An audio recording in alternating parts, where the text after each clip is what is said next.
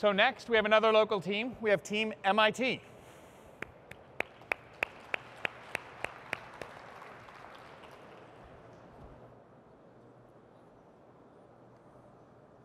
You set? Server up.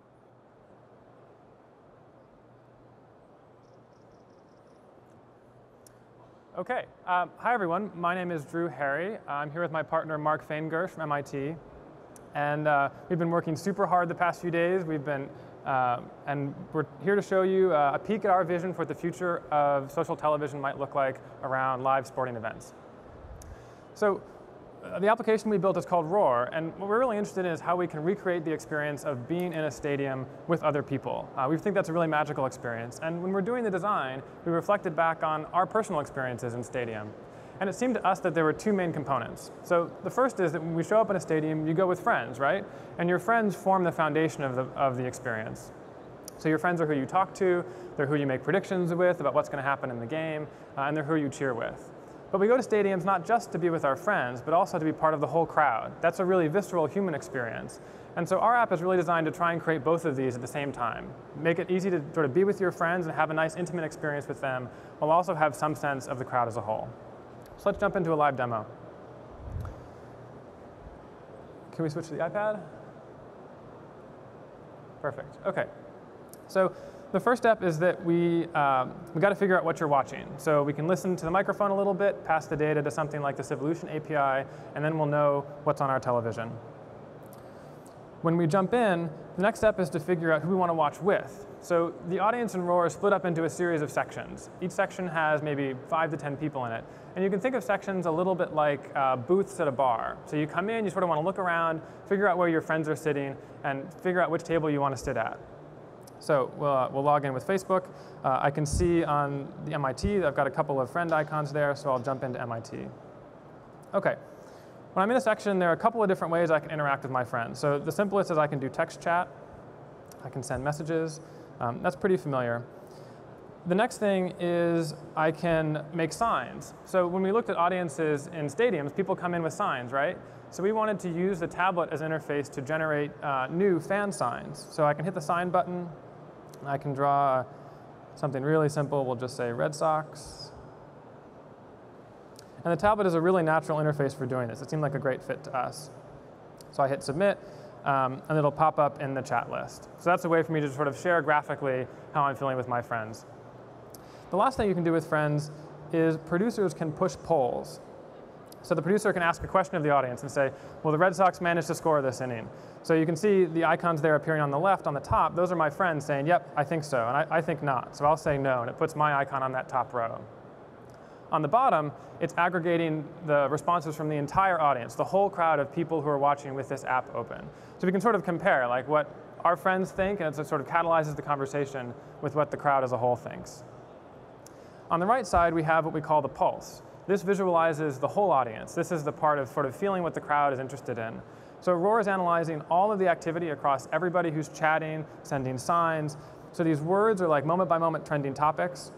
There's individual comments here that people wrote, and it shares signs that people made, like that home run sign. And we can press and hold on any of these, and we can vote for them. And that tells the Roar system that this is really good content. You should spread this to more people. OK, can we switch back to the screen? Awesome. OK, so we think this is a start. It's really important to be able to create a nice experience at home with the app. But we're also really interested in closing that feedback loop in the stadium itself.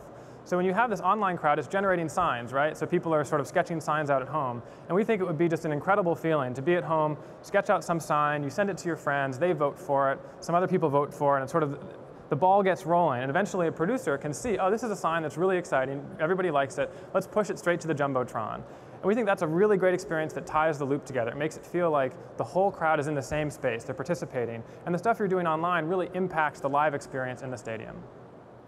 Now, you may think it's a little bit audacious to say we need a new social platform. Social TV is kind of cliche, right? We've got lots of ways to interact. But we think there's actually a participation problem when it comes to Twitter and television. So we just want to look briefly at some data about how much people actually tweet. So this data is from Bluefin Labs, a startup in Cambridge. And they report how many messages you send on Twitter about a show if you send any messages at all. So you send at least one, how many more do you send? And that number, this is just one day's data, but this is pretty typical. It goes from like 1 to 3. And that's not really a conversation. That's not that interactive. That's just saying, hey, I'm watching this thing. So we think that the real secret sauce for Roar is trying to create these small, intimate situations where it's you and a couple of friends, you have a couple of different ways to interact, and it's really easy to talk a lot more than just 1 or 2 things. That's not what it's like to watch a show with a friend. And we think when you can create these situations, it means that people are going to watch longer, and they're going to be much more engaged with your content. And we think that's a big win for everybody. Thanks a lot. I'll clear that. Why don't you guys come to the center platform, and the judges can have at it.